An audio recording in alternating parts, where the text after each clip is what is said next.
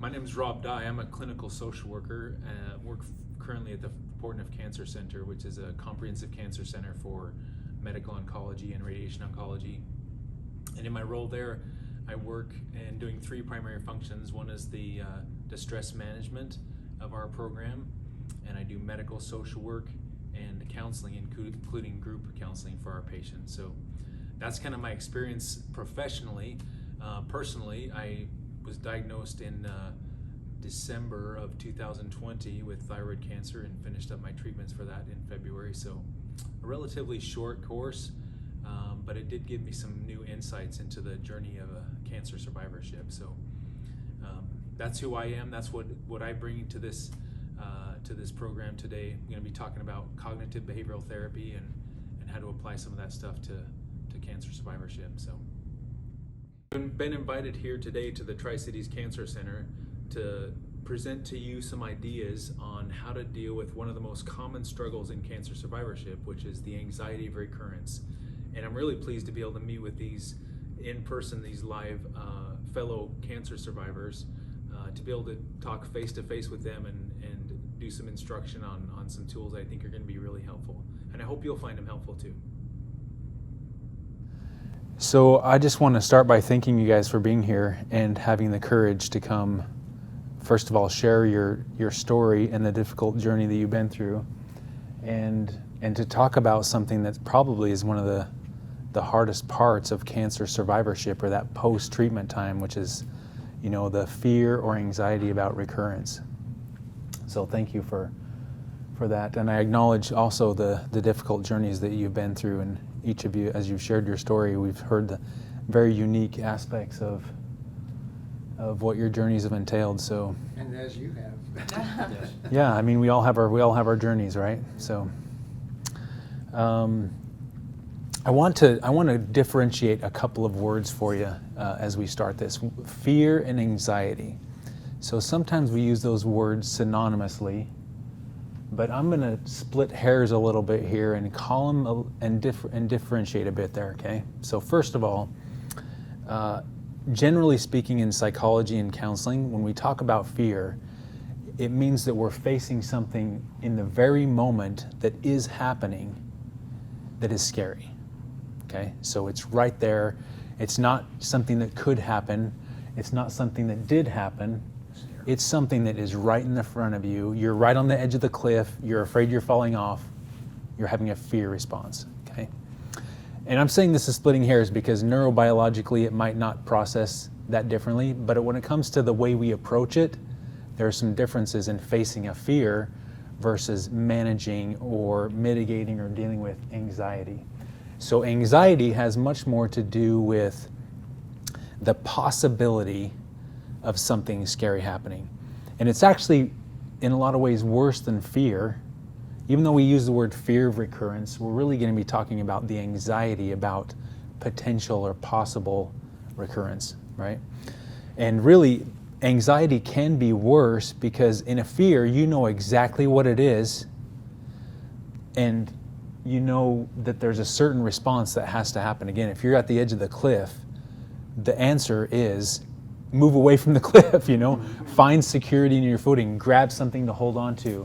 And so the path through the fear can be really certain, really clear. Anxiety is more difficult because right when you find your brain being able to work through and land on something secure, with anxiety, it can say, yeah, but what if there's this other little twist, and what if that little twist? And our brain can just keep finding all these different potential scenarios that are really anxious. So as I say that, what thoughts come to your mind as I say that? How does anxiety and worry? So anxiety and worry, I would say they're synonymous. Yeah. Yep. Either way, you're imagining something. And when I say imagine, I don't mean you're making something up. It just means it's not actually happening right now, right? So either way, it's something that could happen that isn't happening right now. So that would be worry or anxiety, yeah. So as I say that, what thoughts do you guys have as I talk about kind of differentiating between fear and anxiety, and calling this maybe more anxiety of recurrence, even though I'm okay calling it fear of recurrence? I just want to, what are your thoughts on that? I think it's anxiety. It's the Yeah. what if. It's the what ifs, yeah. Yep. Yep. And then what's going to happen if, and and you're right, your brain just starts going crazy, and that's where you think you get the fear, but really I think it's just over-escalated anxiety. Yeah, exactly. I agree with that. I think fear comes when you're in the chair. Yeah, exactly. You're sitting there, they're hanging the bag, you're facing the moment. Yeah, here it is. Yep, yeah. Or you're walking in for the transplant, or you're walking in for surgery, or whatever it is. You're facing it in the moment. Yes, exactly. So I don't want to minimize that fear is a part of a cancer survivor's journey, but and also the anxiety. They're both there. And even though, again, neurobiologically, the way our brain and body respond, the cascade of emotions and the change in hormones and neurochemistry that happens with that, they're both real.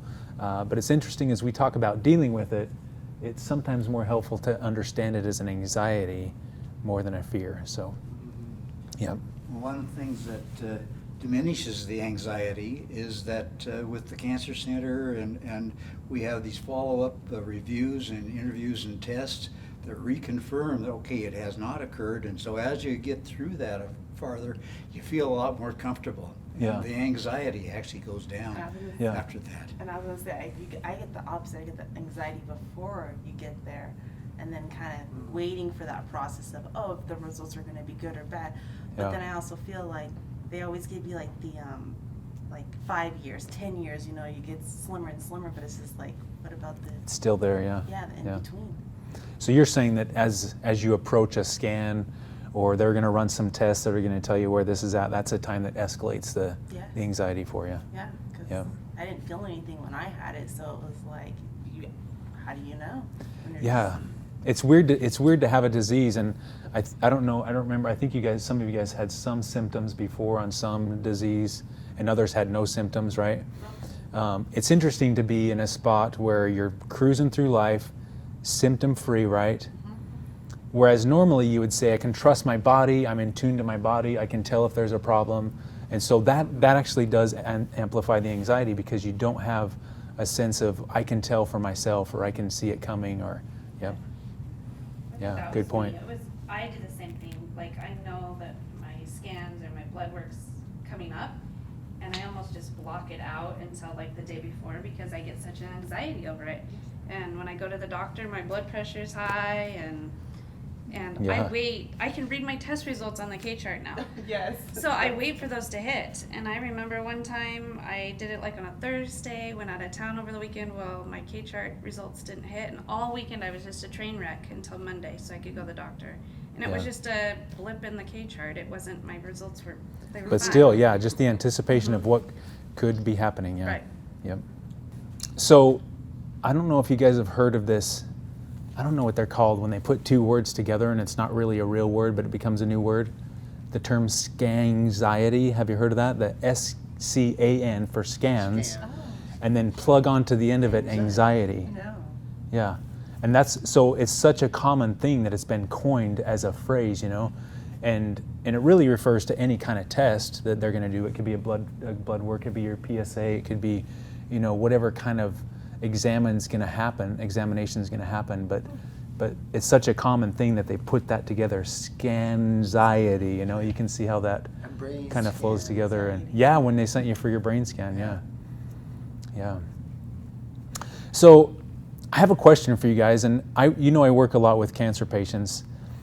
I'm wondering how many of you, in your conversations with your treatment team towards the end of your treatment, had conversations about what if it comes back. So here you're telling me that that's a not constant, but it's a common thought in your mind, and maybe more intense for some of you than others. I wonder if you had a conversation with anybody in your treatment team about that. What do we do if it comes back? I haven't. I haven't had a conversation. Each of the reviews that we have just enforces a little bit more that we've taken care of both of the cancers that I've survived, and I feel a lot more confident now.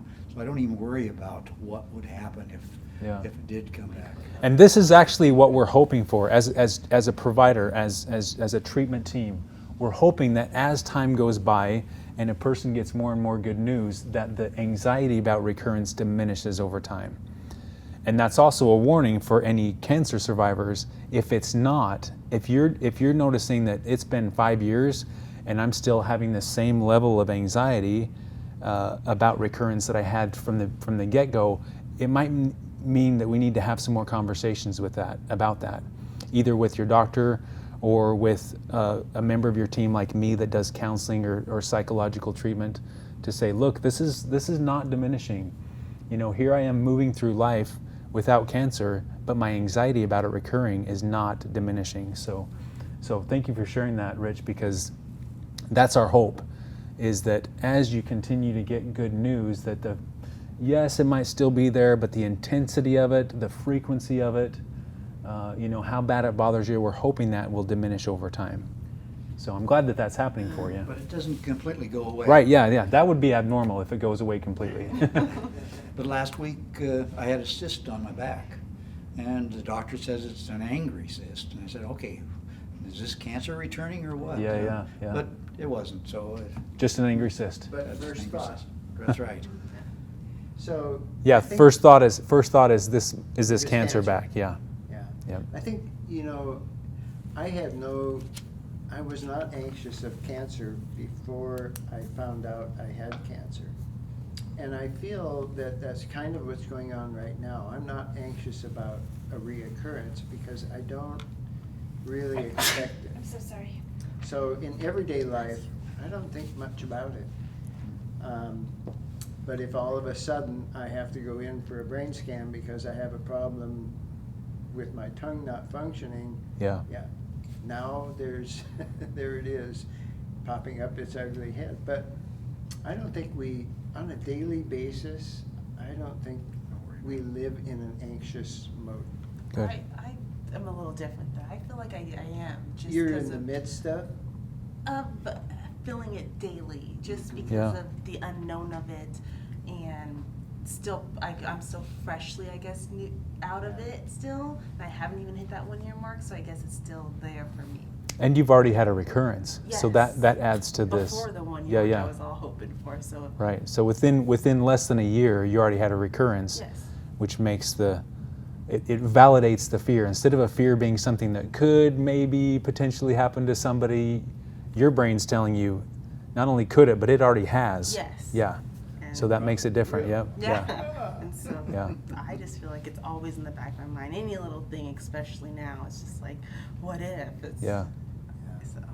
I also think because of your age and the stage of your life, that for someone who's, no offense, gentlemen, but someone who's at a different later stage of life where it's common for their peers to be experiencing something, major medical issues, Yeah. and maybe where someone is in a stage of life where they have already had peers that it's not common to lose a peer to death, from disease or something. I think that psychologically that puts that person in a more I'll take it as it comes kind of a mentality, which would decrease the intensity of the anxiety. But for someone who is in your stage of life and already having faced 2 recurrences, or a diagnosis then a recurrence, I think that it's normal for you to feel more of that anxiety. Because if you think about it, more of your future is threatened by this than someone who's in their 70s or 80s, right? Yeah. You have many decades ahead of you that are threatened by this, not less than 1 maybe. You know what I mean? Yes. I like And so that. it amplifies the intensity of that anxiety because of the stage you're in and because of what's threatened by it. Yeah, and I was so young. I was only 25 the first time, and Yeah. the last 2 years of dealing with it, and so I just feel like I like how you put that. Like, Yeah, so I your try to look your forward to the family's big threatened, milestones right? that could come. So you think of someone who's in their 70s, for example, their threat of reproduction is not threatened, or their ability to reproduce is not threatened. Their ability to raise a family is not threatened.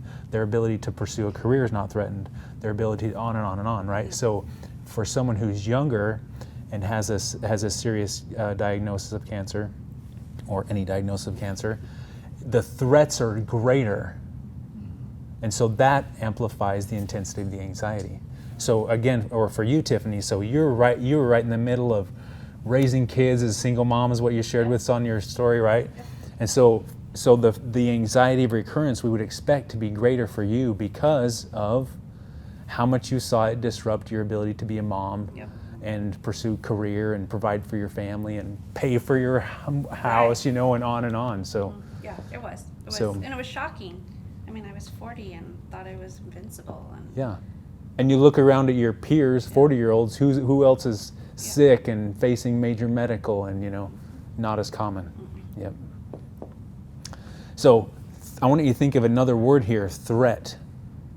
Okay?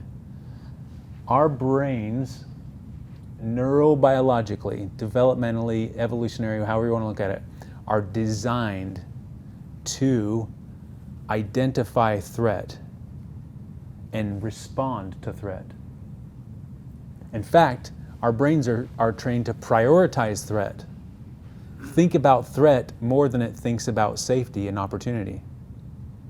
So let me give you a kind of a silly example. Let's say I walk into a room and there's a steak dinner. I like steak dinners, by the way. And there's a steak dinner and it's just sizzling on a hot plate like maybe you'd get from one of those really fancy steak places. They bring it out on a hot sizzling plate, you know, you're like sizzling on some butter. You're like, ooh.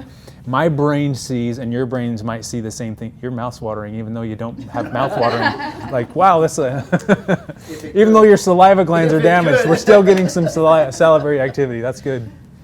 So I look at this plate of sizzling steak, and I see opportunity. Okay, threat and opportunity. And then I see a mountain lion moving across the room that sees the same steak as I see, and it sees me. So we have mountain lions where I come from. And now I see threat and opportunity. Which one is my brain going to prioritize? Threat, yeah.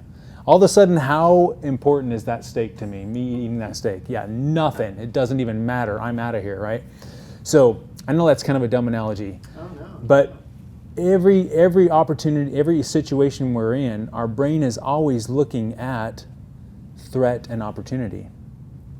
So if a person like us has been in a situation where they say, hey, we're seeing something problematic.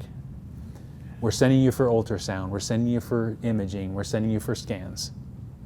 Threat. Well, I can see the look in the doctor's eye. He thinks this is serious, right? Or you see the look in the therapist's eyes, or the person who's doing the scan, you know. You see the look in their eye when they see something. Threat, right? Or when they give you a call or they sit down with you and say, this is cancer, threat, threat, threat.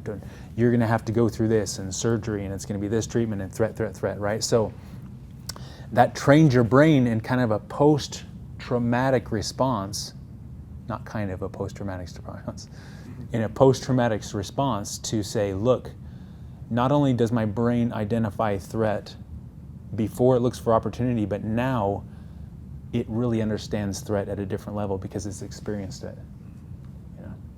You know what it's like to be vulnerable, you know, and cut on and examined and super sick and on and on and on, right? So that trains the brain that we need to keep looking for threat. So when we look at cancer survivors who experience anxiety of recurrence, it's really similar to, and really actually is, a post-traumatic stress response. Tiffany, would you mind maybe sharing a little bit more about how being a mom affects your anxiety about recurrence? Yeah, because I have 3 kids that rely on me, and if I go down, they go down, and it's just hard. Yeah. And you want to watch them grow old and get their family. It's tough. It's tough. You want to see their grandkids. Yeah. That they- Yeah. Yeah, so not only the So I impact, don't- not only not only considering the, again, threat, remember we talked about threat. So this is an amplified threat. Not only is the recurrence of cancer a threat to you and your health and your lifestyle, but it also is a threat to the people closest to you. Yeah. Yep. And potentially your ability to care for them. So that would amplify the threat. Yeah. Right. Yeah. So I think that's important to, as we talk about this and considering the different stages that you all are in, to realize that some of the aspects of your situation and your life stage will either diminish or amplify the anxiety that you'll have about a recurrence of cancer.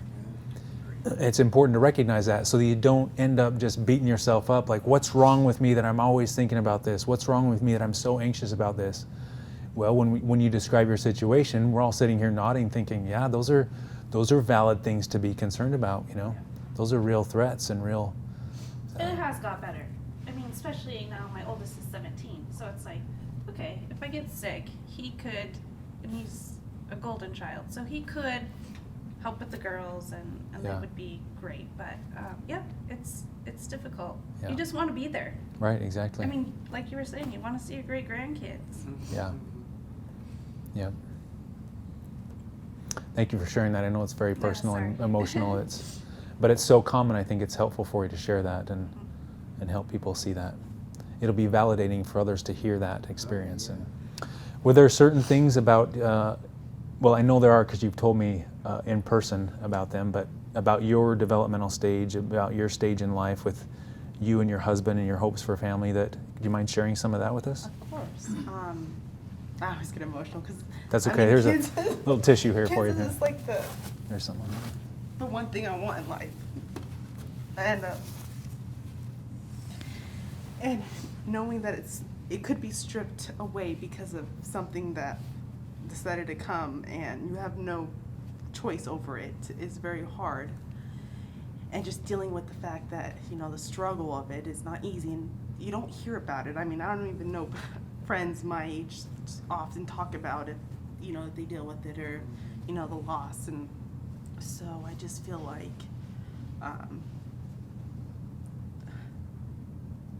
I hope after everything that's done and over time we're able to have kids one way or another, however that may be, but it's not easy. And a lot of people, I feel like, don't know that, like, with any cancer diagnosis, your chances of fertility or anything of your health diminishes a little bit more and more.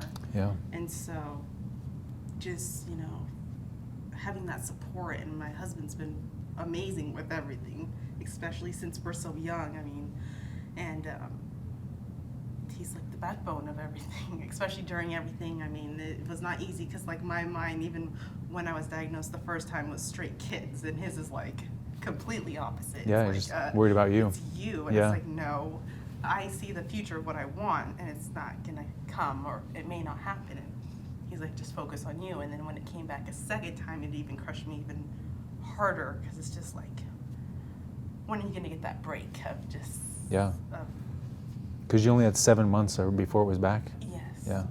7 months, and then it was even a more extensive treatment, and then with the whole stem cell transplant, saying that it could pretty much wipe you to be sterile is very hard to take. And then you have the option of, they say, fertility, and then that's another money, like, finance situation there, and it's a lot to process in a short amount of time at a young age. And just, it's not even things that you should be thinking about, I feel like, Yeah.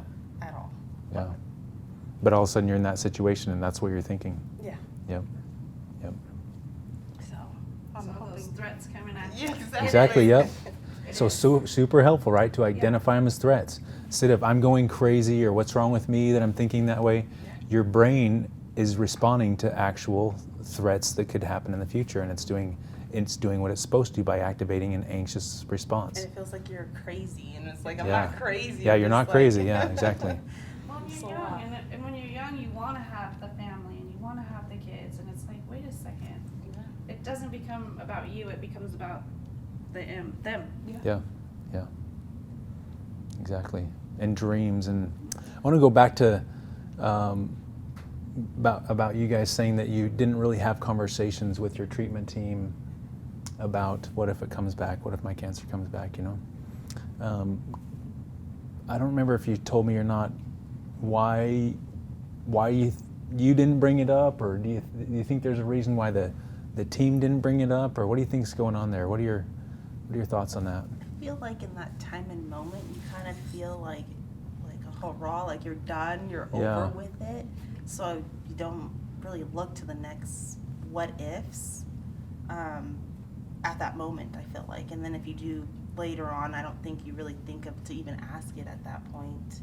Yeah. I mean, I follow a Facebook group with Hodgkin lymphoma, people that have relapsed, and I mean, that's where I found my answer of how, if it were to come back, what the next step would be, which would be an allo instead of my own stem cells. It would be somebody else's. Yeah.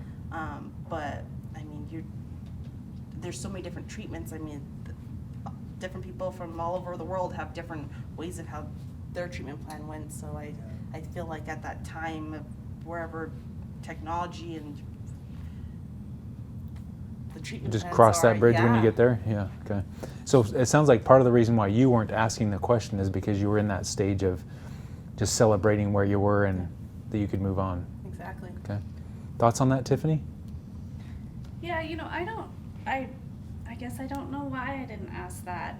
I guess part of mine was because I had a mastectomy, so, you know, that part of my body is gone, but there's fear because since I was stage 3, it's in my lymph nodes, so technically it'd be anywhere in my body.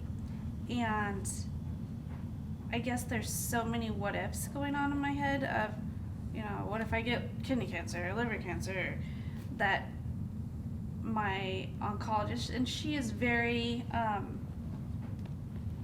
by the book, like, this is what we're doing, and Yeah. there's no why. Just straightforward, yeah. Yeah.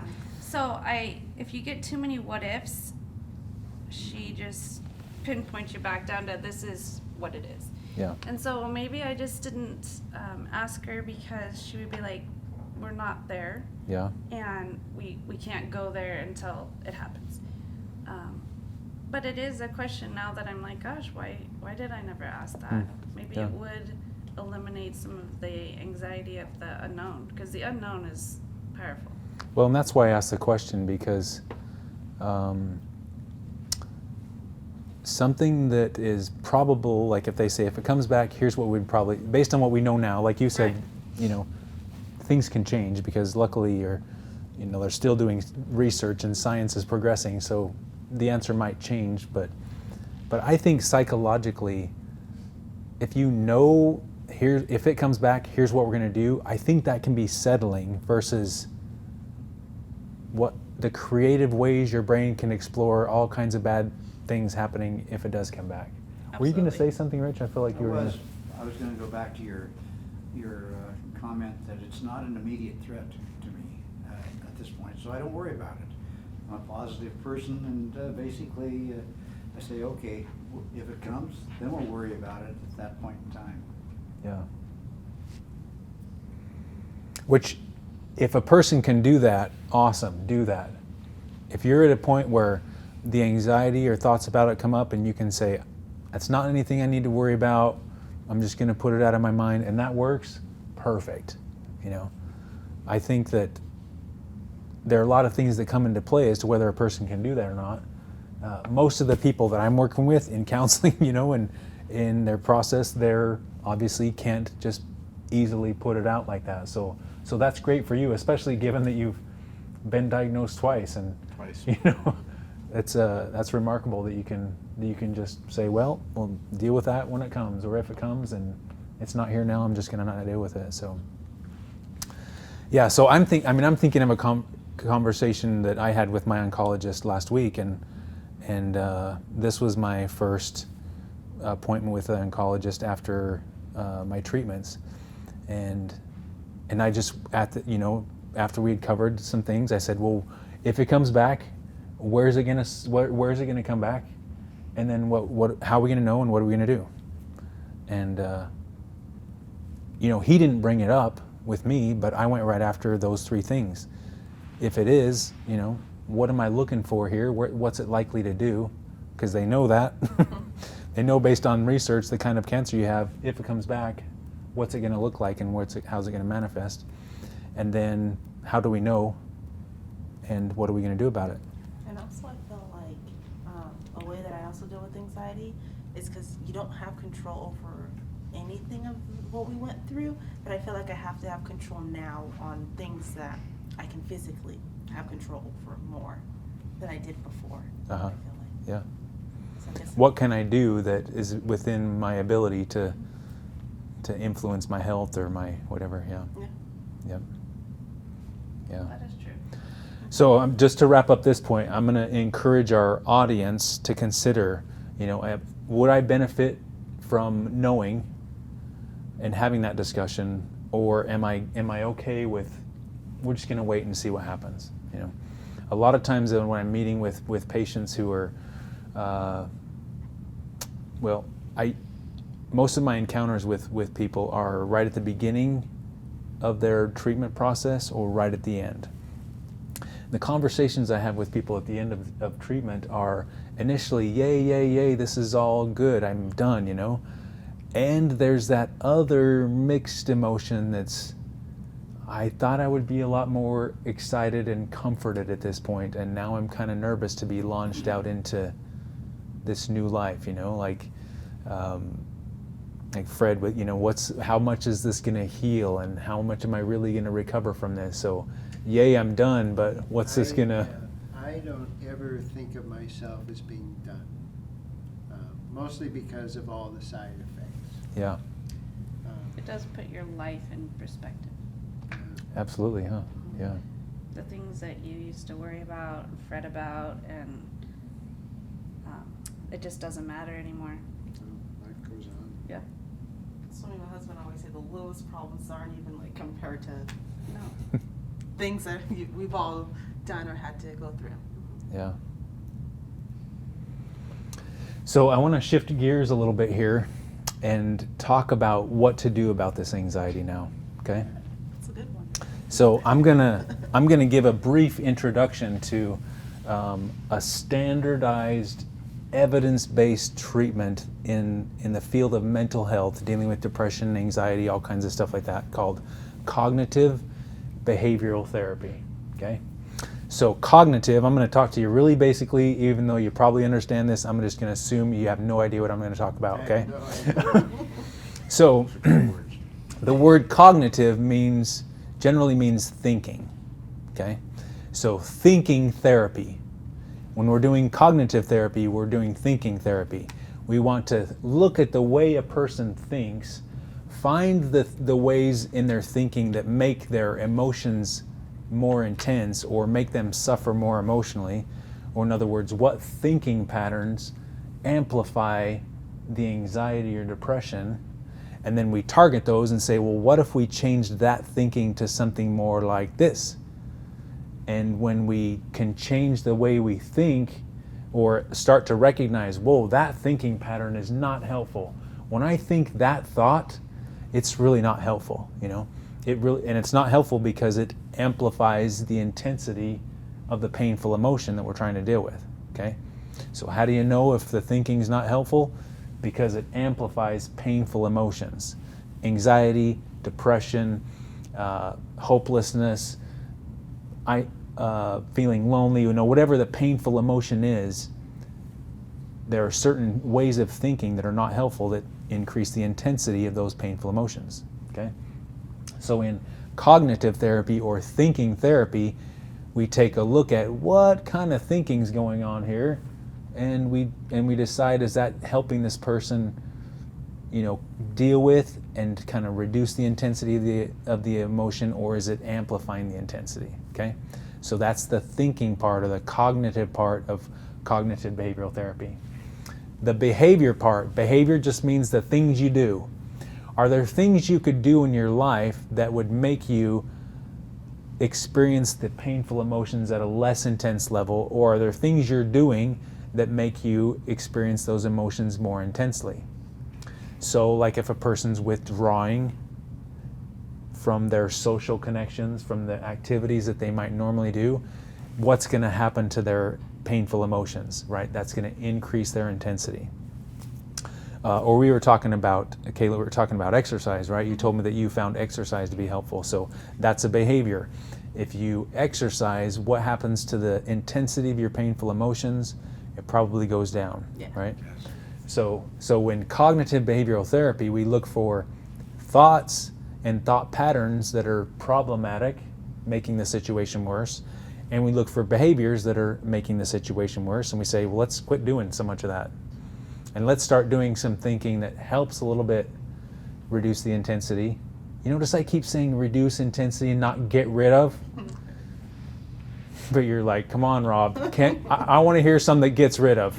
Wipe out. Well, we're going to talk about that. The goal is not to get rid of. We're going to talk about why, but we're talking about reducing the intensity of the painful emotions. Okay? And we do that by thinking the way we're thinking, addressing the way we're thinking, and addressing our behavior. So getting more sleep, good nutrition, exercise. There's lots of things we can be doing behaviorally, connecting with people who enrich our lives and that we can really have strong connections with, So those kind of things will be helpful.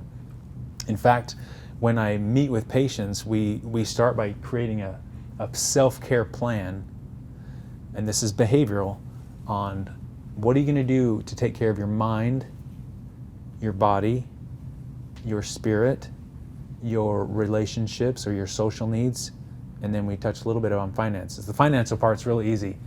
Don't spend more than you have. And if you can't do that, let's figure out a way to earn more money so you can afford to, so that one's really easy. But, well, I shouldn't say it's really easy. It's the plan is simple, Can we put Congress through that plan? So on mind, then we're talking about, okay, what is soothing and calming and good for my mind, Do I need to start doing some meditation, some breathing, and the nice thing here is that there's a lot of crossover, so like mind and body. If I go for a walk, that's good for my mind and my body, right? If I do yoga, that's really good for my mind and my body. So, and if I go for a walk with a good friend, can have a good conversation. Now I'm doing something that's good for my mind and my body and my relationships, and might have some spiritual components to it, right? And that one hits financial too, because it doesn't cost anything to go for a walk. So there you go. That's a good one that hits on all five. Yeah, high five. Yeah. So you can see that when it comes to cognitive behavioral approaches, that if you have a plan for taking care of those aspects of your life, that you're going to cope with and tolerate the anxiety that you will live with in a much better way, right? So that would be a behavioral plan to take a look at your mind, body, spirit, social, and say, what do I need to do that really, which of these things really helps reduce the intensity of the anxiety that I'm feeling here? Because we established that it's normal, it's a valid response, right? So what can I do to give it less power, to have it disrupt my life less than it is?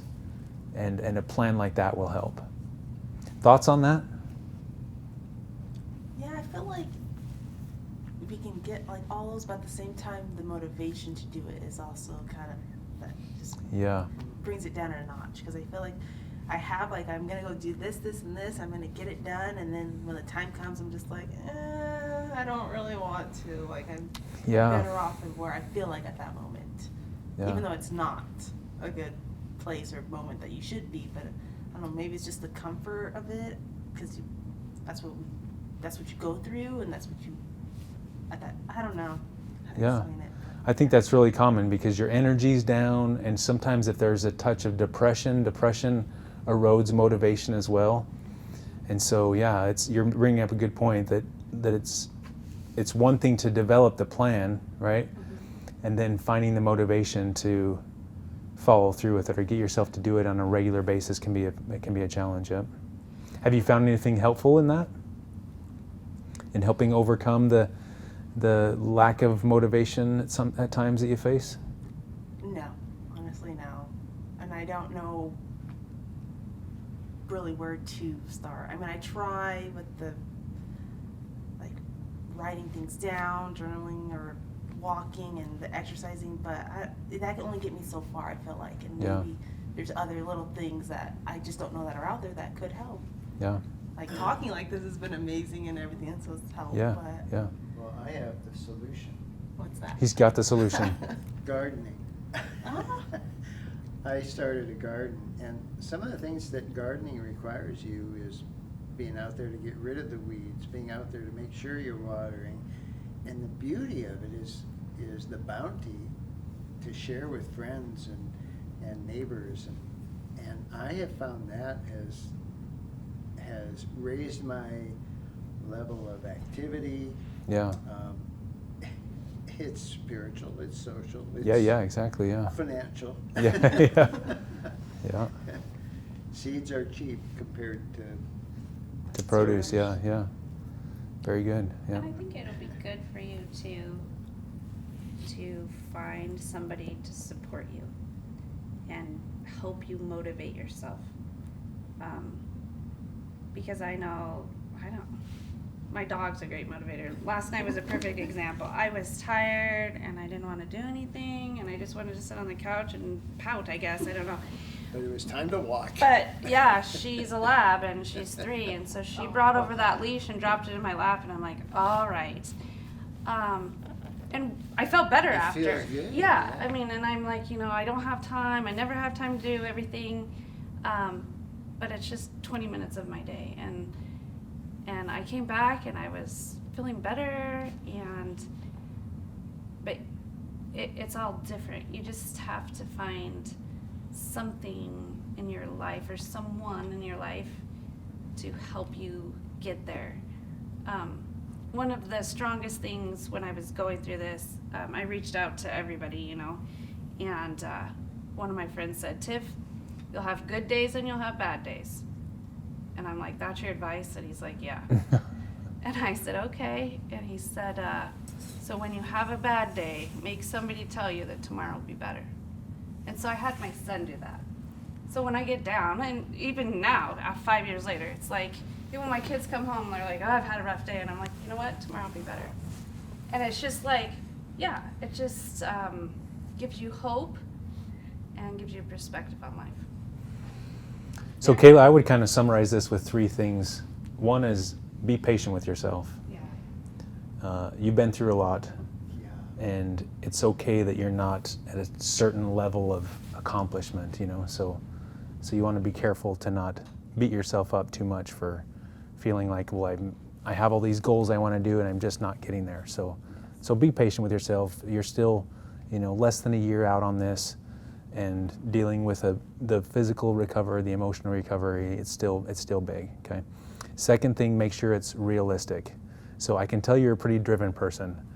You want to make sure that your goals are realistic, that they're attainable, so that as you're striving for stuff, you're not facing constant disappointment, and frustration. So be careful about making realistic goals. And then the third thing is exactly what your peers are telling you here, is, have a partner in this. Have someone who's if it's an exercise thing, who's my exercise buddy? Who's going to be my accountability person?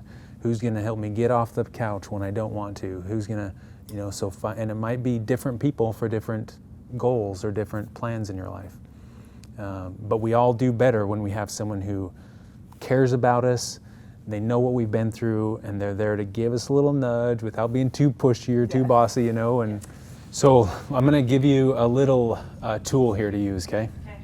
Okay. So this is emotional first aid, and it's going to have some parallels to physical first aid, and we'll talk about some of those parallels. Okay, so the first step in this emotional first aid is to identify specifically and accurately what the emotion that you're feeling is. What's the emotion that I'm feeling? Okay.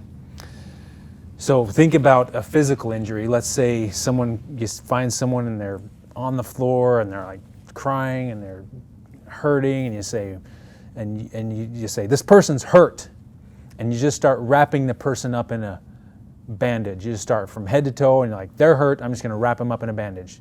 Okay? We kind of do that a little bit with our emotional injuries. We just call it something really vague, like I'm just off, or I'm just kind of down, or I'm upset. And then we just throw whatever comfort we can at it. Let's just throw a bunch of positivity at it. Let's just change the subject and use distraction, something that's, whatever we can do to comfort that painful emotion. But that would be terrible first aid, right? If we came upon someone injured, to not stop and say, what's the nature of this injury? What is it that's hurting? And how bad is the hurt? Where is it? So we want to do that with emotional first aid. We want to say, okay, I'm upset today. What is this specific emotion that I'm feeling? Am I frustrated? Am I disappointed? Am I feeling alone? Is it anxiety about recurrence, which is what we're talking about today, right?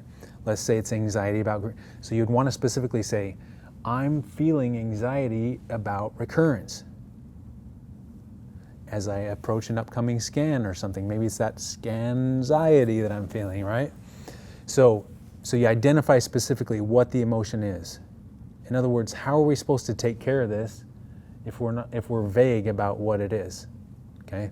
So first step is accurately, specifically identify the emotion. In this case, anxiety about recurrence. Okay? Second step is what we've been doing a lot of here today in our discussion. Validate it. This is an emotion that belongs here. But I hate it. But it hurts. I don't like it. It's uncomfortable. Yes, but it belongs here.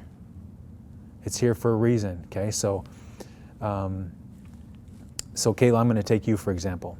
Let's say you're feeling upset, and you stop and you do step one, which is Vaguely, no. Yeah. acknowledge the emotion. Yep. Name it. What is this? I'm feeling anxiety. I have some scans coming up, and I'm anxious about that it might be back, that I might get bad news. Okay, that's step one. Step two is to validate it. Well, of course I would worry about that. It's opposite of invalidation. Invalidation is no, be positive, you're fine, don't worry about it. That's invalidating. That's what I get a lot of. That's what you get a lot of, yeah. So validate it. Well, of course you would be worried about that. Why? Because you know what it's like to be told you have cancer and go through treatment. And you know what it's like to go back and have follow-up and be told that it's back. And then have to go through more treatments and even harder treatments, okay? So, of course you would worry about it coming back. Of course you would have anxiety that this test result might show something. So again, this we talked about paradox. Paradox is when you do something that feels like it's going in the wrong direction, but it's really a helpful thing. So this feels like we're going in the wrong direction. We're moving more into the fear and anxiety. But trust me, it's how we're going to get through it better, okay? Yes. So you acknowledge what it is, you validate it. Well, of course I would be worried about that, okay? The third thing is similar to step two, which is to normalize it. So validation means, given what I went through, for me to be thinking this and feeling this makes sense. It matches. That's validation. Normalizing it would say, well, I wonder if other people, I wonder if this is a normal thing for other people. So then you might say something like, well, if we had 100 ladies who were in their early to mid-20s and they'd been diagnosed with cancer and they were diagnosed with a recurrence of the cancer, they've been through 2 different treatment processes. Out of those 100 ladies, I wonder how many of them would have anxiety about upcoming scans. Mostly all of them. Yeah. So, and think about how soothing it is, how that feels for yourself to say, what I'm feeling and experiencing is valid, it makes sense for me and my journey. And when I consider other people in the same thing, it's normal. What are you thinking? Yes, I do feel that way, and also I feel like if I'm around people that went through similar experiences, just in cancer in general, I feel like a comfort. Like this? Yes. Yeah. Because like when I'm like with my family and stuff and friends, I mean, it's nice, but it's like they don't know what it feels like or what you're going through, what your thoughts could be, and it's just, I don't know, it's just figuring out the balance of who you are after everything. Yeah, and right, yeah. everything that comes with it. I don't know, it's, Yeah. And this is why I'm giving you folks this as a tool for yourselves, because other people are going to try to teeter-totter you a little bit, so to speak. So let's say you're over on this end of this teeter-totter and you're feeling anxiety. A normal response to that is, well, if I jump on the other side of the teeter-totter with a bunch of positivity, you're fine, don't worry about it, you're strong, you can handle, then somehow that's going to lift us out of the anxiety, and that tends to not be the case, right? So, since we don't have all of your support people here to train them on emotional first aid, I want to train you guys on how to give it to yourself. So that if everybody around you is just trying to flood you with positivity in order to lift you out of your anxiety, I want you to be able to give yourself validation. This anxiety I have is valid because I know exactly what it was like to be told I have cancer. And you know what it's like to be told you have cancer again, you know? So that is a valid, and I know how hard that treatment was that I went through. So that's a valid anxiety. And second, normalize it. Well, what if we had other people? What if we had 100 people that are similar situation that have gone through mastectomies and red devil and hair loss and, you know, hysterectomy? My goodness, you know, that have been through all that. How many of those 100 ladies are going to feel an anxiety about recurrence? Yeah, totally normal. So identify the emotion, validate it, normalize it. That's going to be soothing for you. It's paradoxical because we're moving into the anxiety. We're not just pulling from it or trying to smother it with positivity. We're going to talk about positivity, but first we move into it, and that can be soothing. Like you said, here we are. We've been talking about anxiety, about recurrence for, what, a couple hours now? Yeah.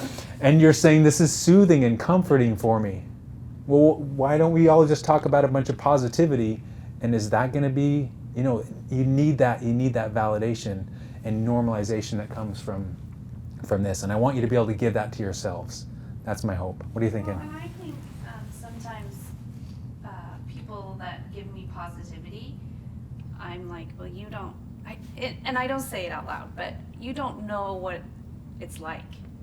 And so it's easy for them to say, oh, you'll be fine, you know, you're 5 years out, it's fine, you'll be fine. And it's like, you don't know. Yeah. And so not that they're not, again, they're trying to be helpful, but sometimes you're just like, you have no clue. Yeah. It Invalidation. doesn't help. Invalidation is kind of, it's agitation to the emotion that we already have. It Right. irritates it. It like Right. flares it up a bit. Yeah. Right. Like mine is like, I don't know why, especially it's like a turnaround, is whenever somebody would always say is, you got this. Uh-huh. That was the biggest one. I wouldn't say anything, I'd just be like, oh, you know, thank you. But it's Yeah. just like inside, it's like, well, what else do you have? I mean, you have to have it in order to get through it. I mean, there's Yeah. no other option. It's not like I'm going to run the opposite way. Yeah, I'm yeah, fine. right. Yeah.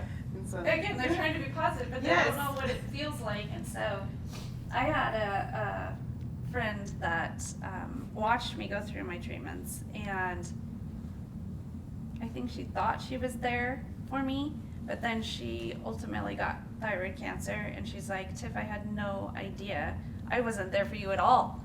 And it's like, I said, you don't have to beat yourself up about it because you don't realize, Yeah. you know, you just don't know until you do it. Yeah. There is a generic term called cancer sucks. Yeah. I hate that yeah.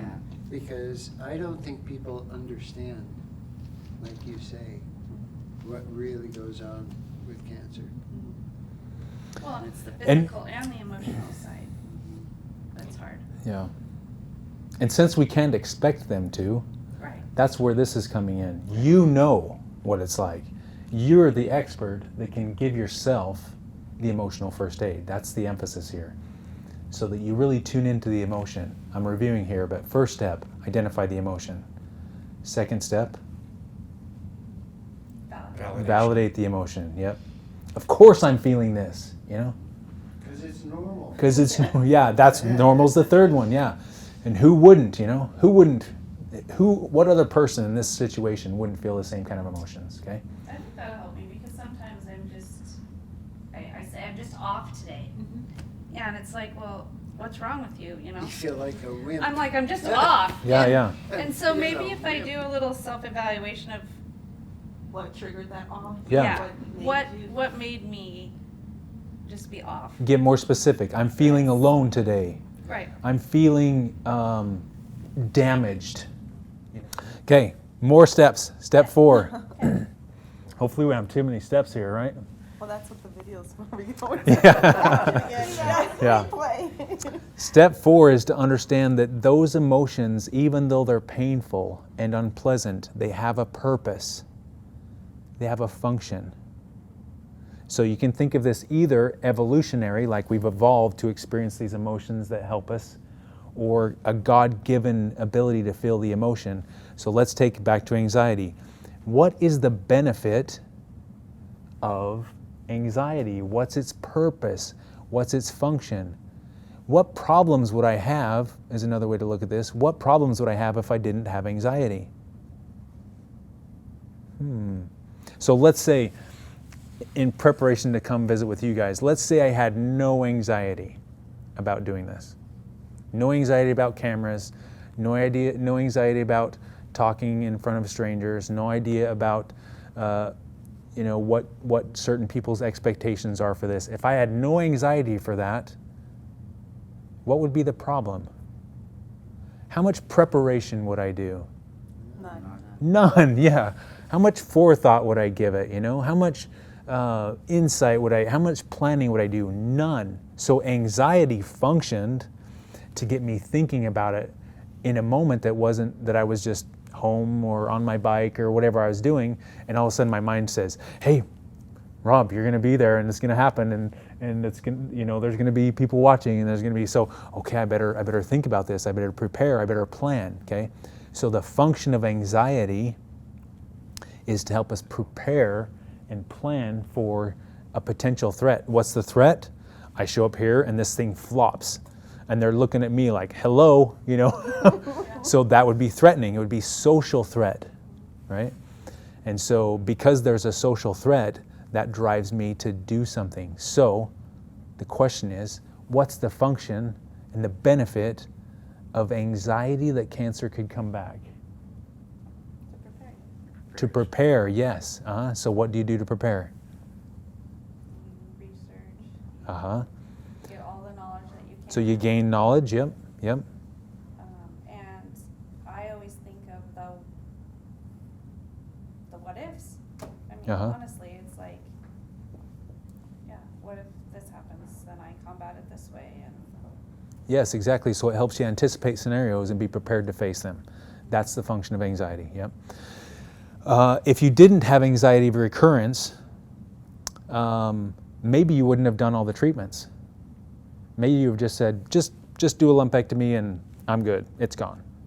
But then you're like, and then they say, no, we can do a lumpectomy and we'll probably get it all, but we probably should take the entire breast and we probably should do chemotherapy and we probably should do, so it's the anxiety that this could come back that allows us to fulfill a treatment plan.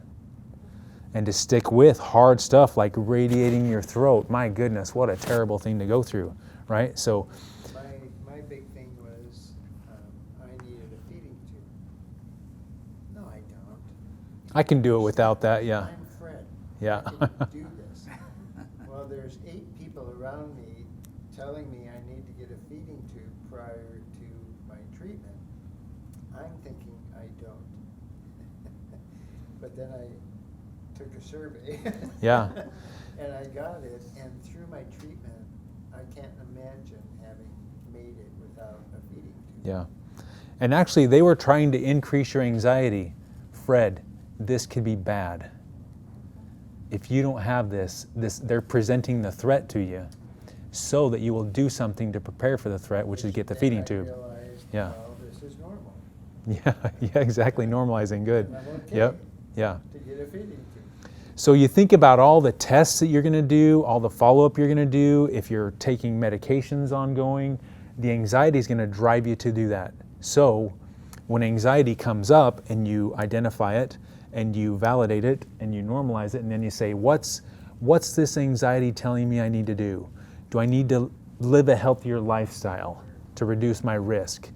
Do I need to check my calendar and make sure I'm not missing any appointments? Do I need to prepare things for my children in case, is there anything I could or should prepare for them in case this comes back, right? So anxiety keeps you on track with your follow-up plan. If you had no anxiety recurrence, you'd never go back and see your doctor again. You'd be like, I'm done, I'm good. I don't need to worry about this. You wouldn't go for scans, you wouldn't go for...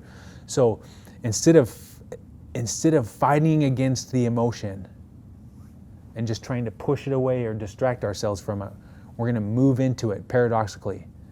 This is anxiety, and it's valid, and it's normal, and it has a function. I don't have to hate it. If it didn't feel... Painful emotions are supposed to be painful so that they drive change. Loneliness, I feel lonely. That's driving me to do what? Connect with people. Reach out. Share. Find connections. Whether it's loneliness about cancer or whether it's loneliness about anything, painful emotions are there to drive us to make a change. If it was a comforting emotion, it wouldn't drive us to change, right? So anxiety is supposed to feel unpleasant. It's supposed to drive us to do stuff that I normally wouldn't take time off of work to go see my doctor, but I'm going to because anxiety is driving me to go do that. I normally wouldn't let someone poke needles in my arm and take my blood out, but I'm going to because anxiety is driving me to do it. So we stop hating the painful emotions and understand that they have a function in our life. Again, either evolutionary or as a God-given gift that we can feel painful emotions. I can feel fear and move myself into safety. Thank you, fear. Super helpful. I'm sure glad I feel fear so I can back off the edge of the cliff and get into a safer footing and safer place. Okay? Okay, so we've gone through many steps on this emotional first aid. Now we get to land on the last piece, which is somewhere we tend to want to go first of all. It's really important that we go through those first steps before we land on this positivity piece. So I'm definitely a proponent of positivity. However, it needs to be a specific kind of positivity. When I talk to cancer patients, I often hear about this fluffy positivity. So fluffy positivity is stuff like, you've got this, you're strong, you don't know, cancer didn't know what it messed with when it messed with you. And that may have a little bit of an emotional lift and some emotional soothing, but it tends to fizzle out really fast. So when I talk about positivity, I'm talking about solid, positive facts. Did they get all the cancer? Did you do everything you could, including surgery, chemo, radiation, and maybe taking an anti-hormone for a certain period of time? Did I do everything I could? Yes, that's a solid, positive fact. And what are they telling me now about my disease? So there's some present focus positivity. Well, right now they're telling me there's no evidence of disease, there's no indication that it's coming back, there's no indication that it's active. And that kind of solid, fact-based, present focus positivity is really a solid foundation to land on. Because it's not a fluffy, wishy-washy kind of a smooth over kind of process. It's really solid, positive facts. But it's really important that we go through those first steps so that we've taken care of the emotion, and then it produces a really nice landing spot for us to be focused on the positivity. So I know I'm repeating, but present focused, right here, right now, what is positive about my situation? And that really completes the cycle there for this emotional first aid, to be able to land on that present focus. It's a bit of mindfulness where we're focusing on right here, right now, instead of, we talked about our mind's tendency to look at all those anxious things in the future, or maybe to recall how hard it was in the past. So it's really nice to land on that mindfulness of the present, where we're really engaged fully in the moment we have, and fact-based positivity. So I hope you find this useful. Look forward to discussing some of this stuff with you, and hopefully you can share it. Again, we're talking about this is something you do for yourself, a process you walk through for yourself that can be very helpful. So thanks for taking the time to join us.